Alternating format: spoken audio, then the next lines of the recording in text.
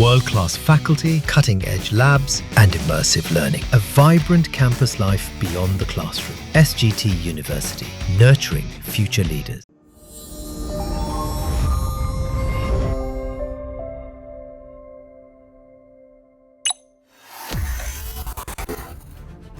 अड़तीस दिन भारत में फंसा रहा अमेरिका का सबसे उन्नत और महंगा लड़ाकू विमान F-35 सच में कबाड़ है। इसका एक और सबूत अब दुनिया के सामने आ चुका है।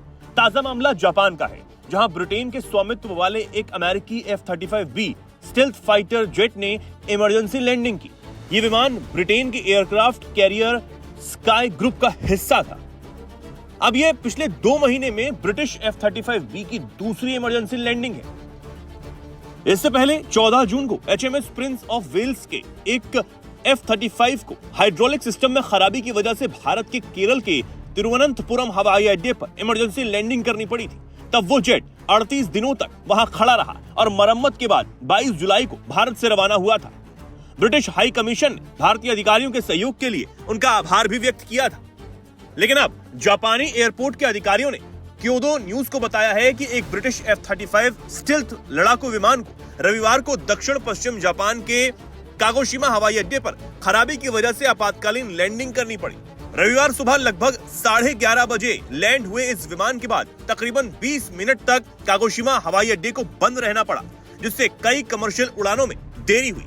ये जेट ब्रिटेन के एयरक्राफ्ट कैरियर स्काई ग्रुप का हिस्सा बताया जा रहा है, जो जापान के मैरीटाइम सेल्फ डिफेंस फोर्स और अमेरिकी सेना के साथ 4 अगस्त से शुरू हुए संयुक्त सैन्य अभ्यास में हिस्सा ले रहा है। यह अभ्यास 12 अगस्त तक चलेगा। ये पिछले 2 महीने में ब्रिटिश F-35 की दूसरी इमरजेंसी लैंडिंग है। अब ये विमान सबसे महंगा तो है, लेकिन कई बार ये हादसे का शिकार भी हो चुका है। लॉकहीड मार्टिन F-35 लड़ाकू विमान वर्टिकल टेक ऑफ और लैंडिंग तकनीक से लैस है। इसके पहले प्रोटोटाइप ने 15 दिसंबर 2006 को पहली बार उड़ान भरी थी। F-35 लड़ाकू विमान की कीमत $122 मिलियन बताई जाती है। अमेरिका ने इसे यूके, ऑस्ट्रेलिया समेत कई देशों को बेचने का काम किया है। वहीं यह 8 से 10 बार अब तक दुर्घटनाग्रस्त भी हो चुका है।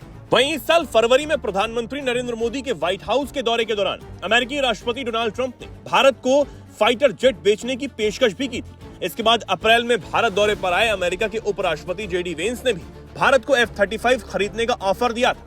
लेकिन ट्रंप की टैरिफ दादागिरी के बाद दावा यह किया गया कि भारत ने इसकी डील कैंसिल करने का फैसला कर लिया।